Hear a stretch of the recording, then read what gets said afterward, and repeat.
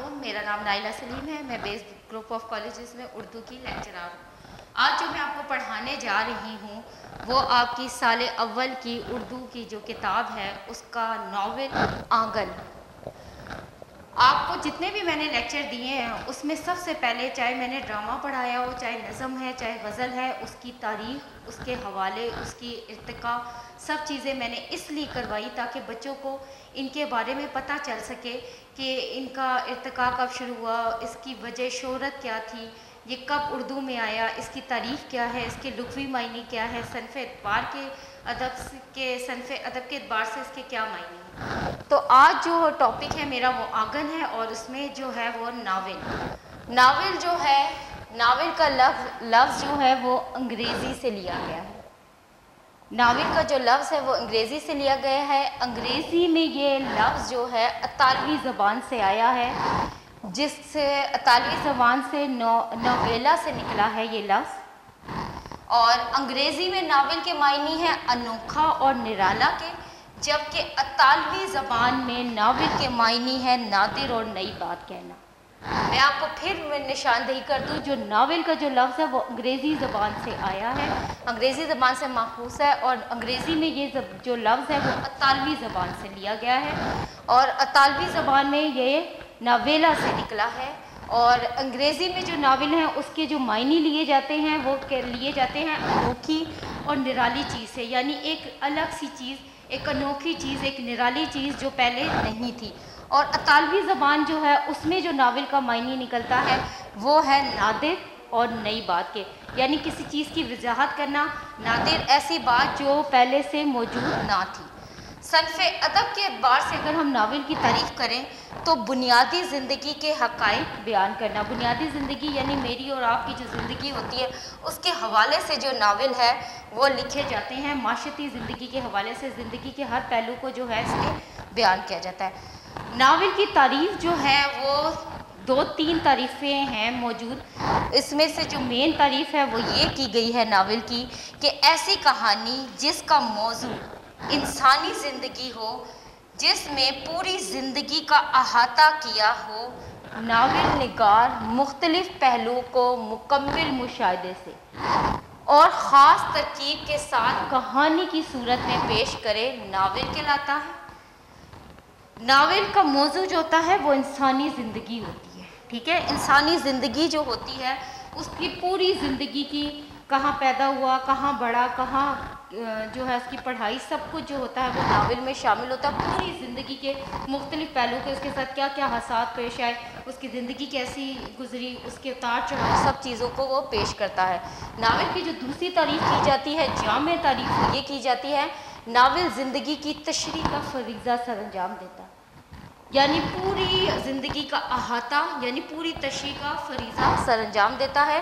Novel ہو یا افسانہ ہو، یہ ہماری زندگی کی پرچھائی ہے، یعنی ہم ناول جو لیا جاتا ہے وہ عام انسان کی زندگی کے مختلف پہلو کو لیا جاتا ہے.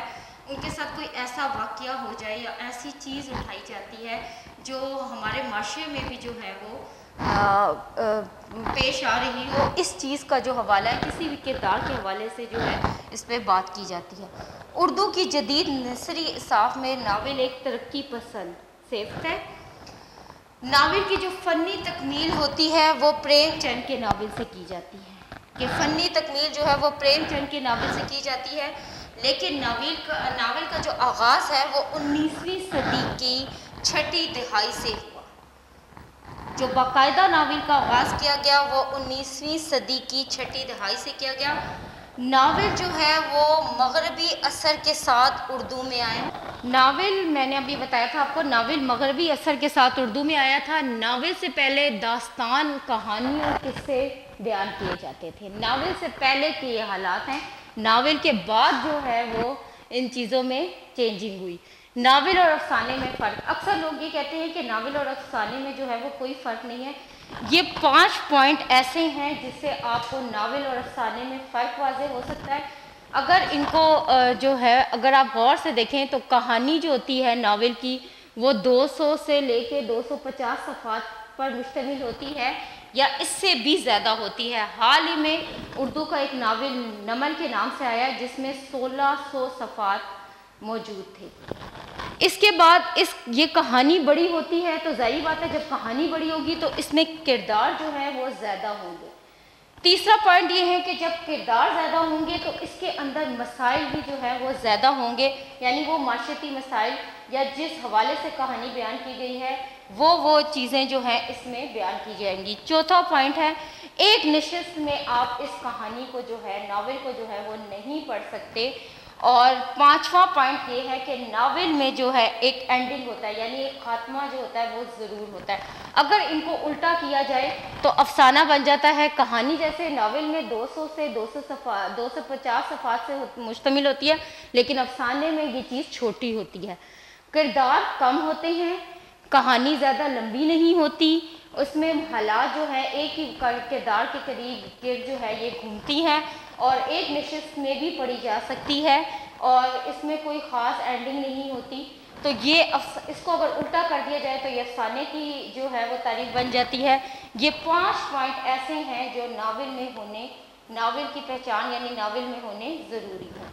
اب آ جائیں جی اردو میں مشہور ناول نگار۔ مشہور ناول نگار ڈپٹی نذیر احمد، کسی تعارف کے محتاج نہیں، پنڈت رتن ناتھ سرشار، عبدالحکیم شر، مرزا ہادی رسوا۔ نذیر احمد کو اردو کا پہلا ناول نگار کہا جاتا ہے۔ ان کا سب سے مشہور ناول مرات العروس جو 1869 میں جو ہے وہ شائع کیا گیا۔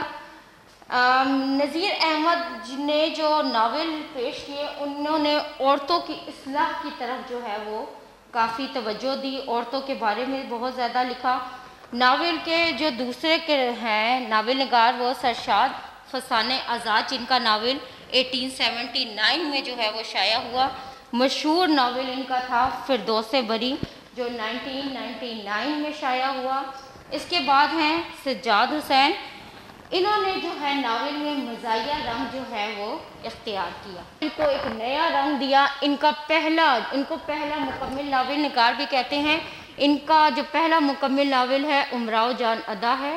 اس کے بعد راشد خیلی جنہوں نے ناول میں سماجی اصلاح کو جو ہے وہ پیش کیا۔ قرۃ العین حیدر جنہیں جدید ناول نگار کہا جاتا ہے۔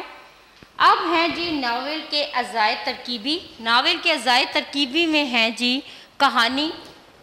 جو ناول ہوتا ہے اس کے کچھ اجزائے ترکیبی ہوتے ہیں جو ناول جو ہوتا ہے ان چیزوں کے اوپر ڈیپینڈ کرتا ہے۔ کسی بھی ناول کی کامیابی یا زوال کا جو اسباب ہوتے ہیں وہ ان چیزوں پہ منحصر ہوتے ہیں۔ ان میں سب سے پہلی چیز ہوتی ہے کہانی۔ جب کسی ناول نگار نے کوئی کہانی اٹھائی ہو تو ناول نگار ایسی کہانی اٹھاتا ہے جس کو پڑھنا جائے یا دیکھا جائے تو لوگ جو ہیں اس سے یا تو وہ لوگوں کے لیے ایک سبق آموز کہانی ہو یا پھر ایسی دلچسپ واقعات سے بھری ہو کہ لوگ اس میں اپنی دلچسپی ظاہر کریں۔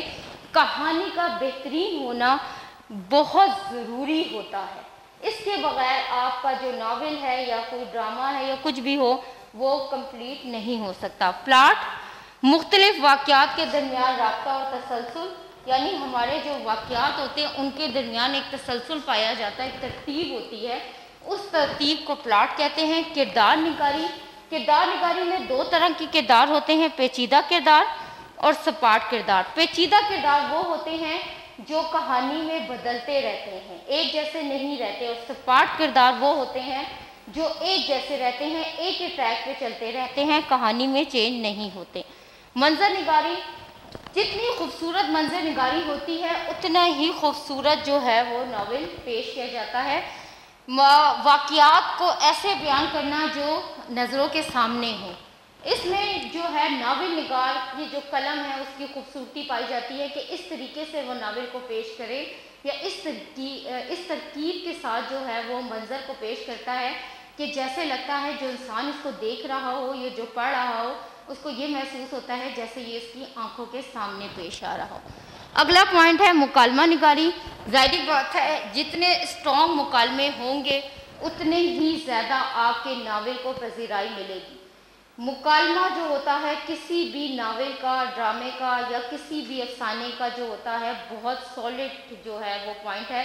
اگر مکالمے اچھے ہوتے ہیں، تہذیب و شائستگی سے بھرپور ہوتے ہیں اور اس میں کسی بھی بات کا جو ہے کوئی تکلیف دہ منظر یا کوئی تکلیف دہ بات یا کوئی اصلاحی بات اگر بیان کی جاتی ہے تو وہ مکالمہ نگاری جو ہے کرداروں میں آپس میں جو بات چیت ہوتی ہے اس سے بہت سارے مسئلوں کی وضاحت ہو جاتی ہے. جو چیز لوگ عام طور پہ نہیں سمجھ سکتے وہ ڈرامے یا ناول میں دیکھنے کے بعد ان چیزوں کو سمجھ آ جاتی ہے. زمان و مکان، واقعات کی جگہ کہ کہاں کہاں کس کس جگہ پہ یہ واقعات پیش آیا ہے. اسلوب اور زبان. اسلوب زبان کا مطلب ہے کہ واقعات بالکل آپ نے جو زبان استعمال کرنی ہو وہ ایسی ہو کہ جو عام لوگوں کی بھی سمجھ میں آ جائے.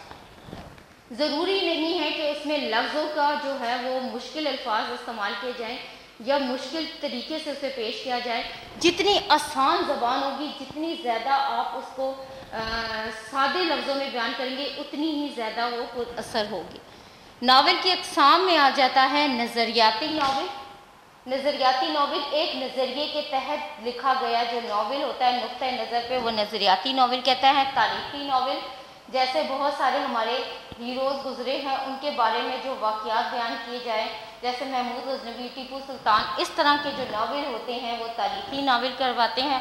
جاسوسی ناول، ہماری نوجوان نسل اس میں بھی جو ہے وہ بہت زیادہ انٹرسٹ لیتی ہے کیونکہ جاسوسی کسی بھی قسم کی آپ جو ہیں کسی ملک میں جو کیا فسادات برپا ہو رہے ہیں اس کے لیے جو جاسوس بھیجے جاتے ہیں ان کے حوالے سے، ان کی زندگی کے حوالے سے جو منظر پیش کیا جاتا ہے وہ جاسوسی ناول میں موجود ہوتا ہے.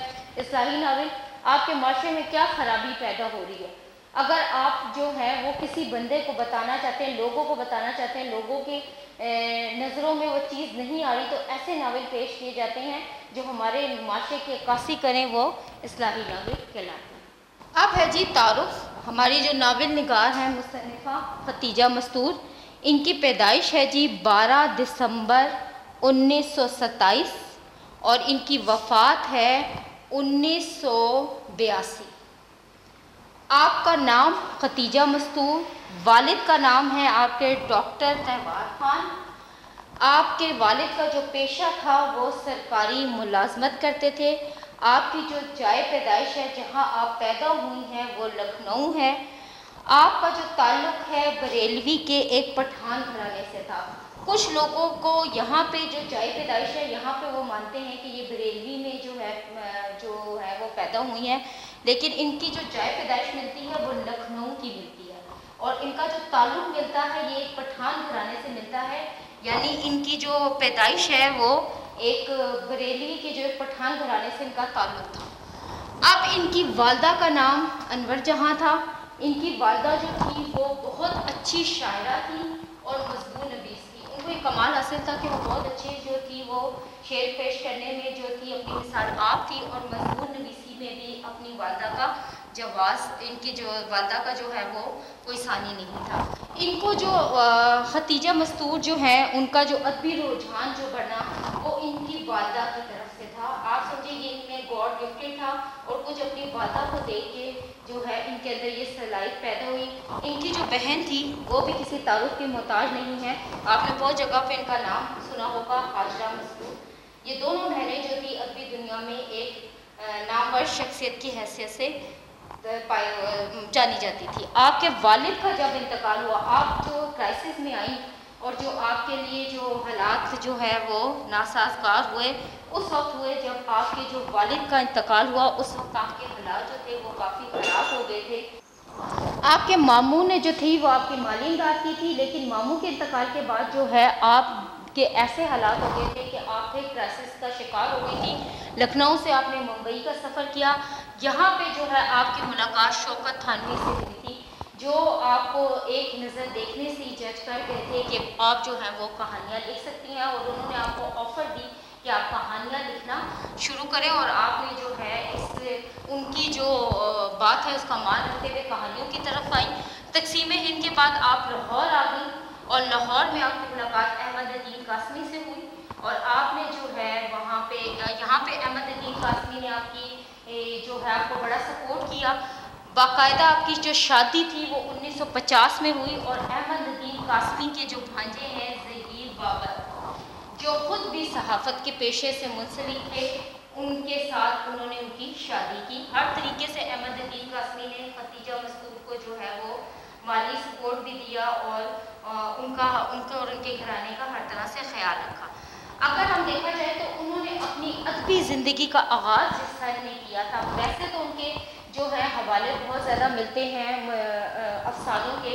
ان کا جو رسالہ نکلا تھا ممبئی سے ساکی نام کا، اس میں بھی ان کے افسانوں کا جو ہے وہ حوالہ ملتا ہے، لیکن صحیح طور پہ جو ان کی ادبی زندگی کا آغاز تھا وہ 1936 سے کیا گیا۔ 1936 سے انہوں نے باقاعدہ اپنی ادبی زندگی کا آغاز کیا۔ آپ کے جو افسانوں کے مجموعے ہیں ان کی تعداد جو ہے وہ کل 5 ہے۔ مقبول ترین ناول جس نے خدیجہ مستور کو آپ یہ کہیں کہ بہت زیادہ عزت بخشوائی اور بہت زیادہ عزت جو ہے ان کو اس ناول سے ملی، وہ ان کا ناول آنگن ہے، جس پہ انہیں آدم جی ادبی ایوارڈ سے نوازا گیا۔ ان کا جو افسانہ جو مشہور ہوا وہ تھا ٹھنڈا میٹھا پانی، یہ ان کے افسانوں میں آخری ان کا مجموعہ تھا افسانوں کا، اور ان کا جو تھا اس پہ ان کو ہجرا ایوارڈ سے نوازا گیا۔ اب آ جائیں جی خدیجہ مستور کے ناول نگاری کی خصوصیات۔ خدیجہ مستور کے ناول میں ایسی کیا چیز پائی جاتی تھی جو ان کی شہرت کا جو ہے وہ باعث بنی؟ جس چیز کے اوپر انہوں نے قلم اٹھایا، ناول نگاری۔ ناول نگاری میں خدیجہ مستور جو تھی ایک سنگ میل کی بنیاد جو تھی وہ رکھتی تھی، کیونکہ انہوں نے ایک ایسے خاندان کی جو آنگن جن سے ان کو شہرت ملی، انہوں نے ایک ایسے خاندان کی کہانی بیان کی تھی جو اس وقت کے پورے معاشرے کی جو ہے وہ عکاسی کرتا ہے۔ افسانہ نگاری میں جزیات نگاری، میں آپ کو پہلے بھی اپنے لیکچر میں بتا چکی ہوں، جزیات نگاری کا مطلب ہوتا ہے کہ ہر چیز کو، ہر ایک جز کی تفصیل بیان کرنا، ہر ایک کے پہلو پہ بیان کرنا۔ ان کی یہ جو ہے ناول نگاری کی خصوصیات میں شامل تھی۔ انہوں نے اس کے اندر اپنی جتنے بھی انہوں نے افسانے ناول لکھے ہیں اس میں انہوں نے عورتوں کے لیے یا عورتوں کی بے بسی کی تصویر، اس کی منظر کشی، ان کی صلاحیتیں، ان سب کو جو ہے وہ اپنا موضوع بنایا ہے۔ آپ کا انداز بیاں آپ کا بالکل سادہ تھا، عام فہم تھا، اور اس کے علاوہ انسانی زندگی کی نفسیات پہ جو تھا وہ آپ کا گہرا اثر جو ہے وہ پایا جاتا تھا۔ اور اس کے علاوہ انہوں نے جو ہے، اگر ہم آگے اٹھائیں ناول کا پس منظر، تو ناول کا پس منظر جو ہے وہ ہے جی 20ویں صدی کا شروع کا حصہ۔ ناول کا جو پس منظر ہے وہ 20ویں صدی کا شروع، جو پہلی دہائی ہے یعنی اس کی، وہاں پہ اس ٹائم کا یہ ناول لکھا گیا۔ اس ناول میں ہندوستان میں ہونے والی جو مختلف فسادات تھے، تحریک آزادی کی جو جد و جہد تھی، جس کی وجہ سے ملک میں جو تھا وہ حالات بگڑ گئے تھے اور ملک میں جو تھا وہ انتشار کی کیفیت جو تھی وہ پائی جاتی تھی، اس کا اثر جو ہے لوگوں کے گھرانوں پہ بھی ہوتا تھا۔ ملک میں تو اس کا اثر نظر آتا تھا، لیکن اس کا اثر جو ہے وہ لوگوں کے گھرانوں میں بھی پڑتا تھا۔ کوئی جو تھا وہ کانگریس سے امید لگا کے بیٹھا تھا، اور کوئی جو تھا وہ مسلم لیگ کے قیام کے بعد جو ہے وہ مسلم لیگ سے قیام کے بعد مسلم لیگ سے وابستہ ہو گیا تھا۔ آپ اچھی طریقے سے جانتے ہیں کہ کانگریس جو تھی وہ جب قائم کی گئی تھی تو اس میں مسلمان اور ہندو دونوں کے لیے جو تھا ان کے لیے حقوق کا تحفظ کی بات کی گئی تھی، لیکن جب کانگریس قائم ہوئی اور اس کے جو مقاصد سامنے آئے تو اس میں صرف ہندوؤں کے لیے جو تھا وہ فائدہ تھا۔ مسلمانوں کو تو ان کی ملازمت سے بھی برطرف کر دیا جاتا تھا، اور مسلمانوں کو جو ہے ان کی علیحدہ جو ہے وہ شخصیت، یا آپ سمجھیں کہ ان کی جو کردار کشی جو ہے وہ کی جاتی تھی، تو جس کی وجہ سے مسلمان اپنی رئی سے جو عزت ہے وہ کھوتے جا رہے تھے۔ اب اگر آ جائیں ہم ناول کے کرداروں کی طرف، تو ناول کے کرداروں میں سب سے پہلا کردار عالیہ، جس پہ ناول جو ہے وہ چلتا ہے، یعنی جسے ہم مرکزی کردار کہہ رہے ہیں عالیہ اپنے باپ کے انتقال کے ساتھ بڑے چچا کے گھر رہنے کے لیے آ گئی۔ ایک سلجھی ہوئی لڑکی اور ایک ہمدرد لڑکی تھی جو ہر بندے کا دکھ تکلیف کو سمجھتی تھی۔ عالیہ کی ماں جو تھی وہ انگریزوں کی طرفدار تھی، اور اس کا رویہ جو تھا وہ چھمی کے ساتھ جو ہے وہ ٹھیک نہ تھا، اور انگریزوں کی بہت زیادہ حامی تھی۔ چھمی ایک ایسا کردار جو پورے ناول میں باغی پن کا شکار تھا، اور وہ باغی پن اس کی زندگی میں اس وجہ سے حائل تھا کہ اس کے ماں کے بچپن میں انتقال کرنے کے بعد اس کے باپ نے شادی کر لی تھی، اور اس کو جو تھا بڑے چچا کے گھر چھوڑ گیا تھا کیونکہ اس کی دوسری بیوی اس کو رکھنے پہ تیار نہیں تھی، جس کی وجہ سے اس کے اوپر جو تھا یہ اس طریقے کی کیفیت بتائی تھی کہ وہ جو ہے بڑے چچا کو جو اس کا قصوروار سمجھتی تھی اور اپنے بڑے چچا کو پریشان کرتی تھی، اور یہ کردار جو ہے ایک باغی پن کا شکار تھا، اور اس کی ریزن یہ تھی کہ وہ جو ہے اس کو جو ہمدردی اور محبت ملنی چاہیے تھی وہ نہ مل سکی۔ اس کے بعد ہے بڑے چچا، جو پورے کردار میں جن کے گھر میں یعنی جن کے آنگن میں یہ منظر پیش کیا گیا، ان کا یہ کٹر جو تھے وہ کانگریسی تھے اور کانگریس کے بہت حامی تھے، انگریزوں کے بہت زیادہ حامی تھے اور زیادہ وقت اپنا کانگریس کے ساتھ گزارتے تھے، جس کی وجہ سے وہ صحیح طور پہ اپنے گھر اور اپنے بچوں پہ توجہ نہیں دے سکے۔ بڑی چچی ایک ہمدرد خاتون، ہر ایک سے پیار کرنے والی، ان کا جو سب سے بڑا بیٹا تھا شکیل، وہ گھر چھوڑ کے چلا گیا تھا، جس کی وجہ سے جو تھا یہ غم میں مبتلا رہتی تھی۔ جمیل ان کا بیٹا چھوٹا، جمیل جو تھا مسلم لیگ کا حامی تھا اور یہ اپنے باپ کے خلاف تھا، نظریاتی اختلاف دونوں کی وجہ سے ان کی آپس میں نہ بن سکی، اور آئے دن ان کی گھر میں جب یہ ایک دوسرے کے سامنے ہوتے تو ایک دوسرے پہ طنز کرتے اور ان کی لڑائی ہوتی۔ شکیل میں آپ کو بتا چکی ہوں گھر سے جا چکا تھا، جس کا صدمہ جو ہے ان کی ماں کو، بڑی چچی کو بہت زیادہ تھا۔ نجمہ پھپھو MA انگلش کرنے کے بعد اپنے آپ کو جو ہے بہت زیادہ تعلیمی یافتہ چیز سمجھتی تھی اور یہ سمجھتی تھی کہ میرے آگے جو ہے کسی اور انسان کی کوئی ویلیو نہیں، اس تعلیم کو MA انگلش کرنے کے بعد وہ دوسری تعلیم کو کوئی اہمیت نہیں دیتی تھی۔ کریمن ہوا ایک سیدھا سادہ کردار، گھر میں ایک ملازمہ کا کردار، سب سے محبت کرنے والی، سب کا خیال رکھنے